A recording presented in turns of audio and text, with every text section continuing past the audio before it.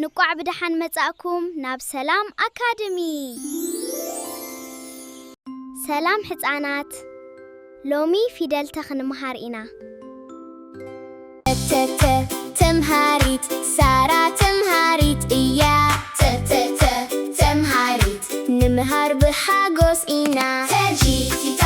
ቴትቶ ዘምሩ ሕፃናት ኩሉ ይበሎ ተጂቲታ ቴትቶ ዘሊሉ ዘሊሉ ንደርፎሎ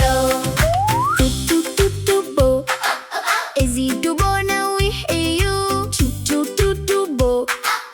ኣብ መሬት ይኸይድ እዩ ተጂቲታ ቴትቶ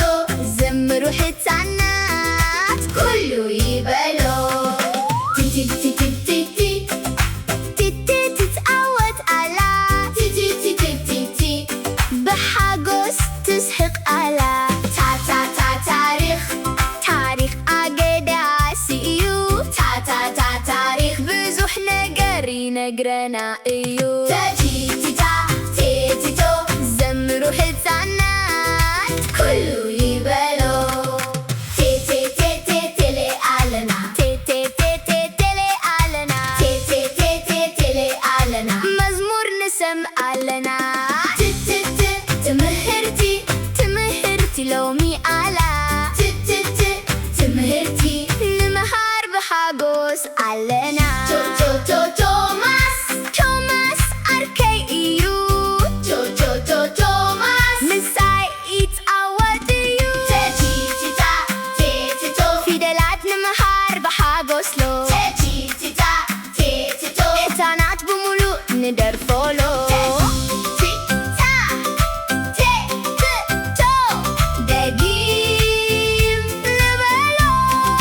ትቲታ ቴትቶ ቲቶ ተተተ ተምሃሪት ሳራ ተምሃሪት እያ ተተተ ተምሃሪት ንምሃር ብሓጎስ ኢና ተጂቲታ ቴትቶ ዘምሩ ሕፃናት ኩሉ ይበሎ ተጂቲታ ቴትቶ ዘሊሉ ዘሊሉ ንደርፎሎ ቱቱቱቱቦ እዚ ዱቦ ነዊሕ እዩ ቱቱቱቱቦ ኣብ መሬት ይኸይድ እዩ ተጂቲታ ቴትቶ ዘምሩ ሕፃናት ኩሉ ይበሎ ቲቲቲቲቲ ቲቲ ትትዓወት ኣላ ቲቲቲቲቲ ብሓጎስ ትስሕቕ ኣላ ታታታ ታሪኽ ታሪኽ ኣገዳሲ እዩ ታታታ ታሪኽ ብዙሕ ነገር ይነግረና እዩ ተጂቲታ ቴትቶ ዘምሩ ሕፃናት ኩሉ ይበሎ ቴቴቴቴቴሌ ኣለና ቴቴቴቴቴሌ ኣለና ቴቴቴቴቴሌ ኣለና መዝሙር ንሰምዕ ኣለና ትትት ትምህርቲ ትምህርቲ ሎሚ ኣላ ትትት ትምህርቲ ንምሃር ብሓጎስ ኣለና ቶማስ ቶማስ ኣርከይ እዩ ቶማስ ምሳይ ይፃወት እዩ ተጂቲታ ቴትቶ ፊደላት ንምሃር ብሓጎስ ሎ ተጂቲታ ቴትቶ ሕፃናት ብምሉእ ንደርፎሎ ቲታ ቴትቶ ደጊም ንበሎ ትቲታ ቴትቶ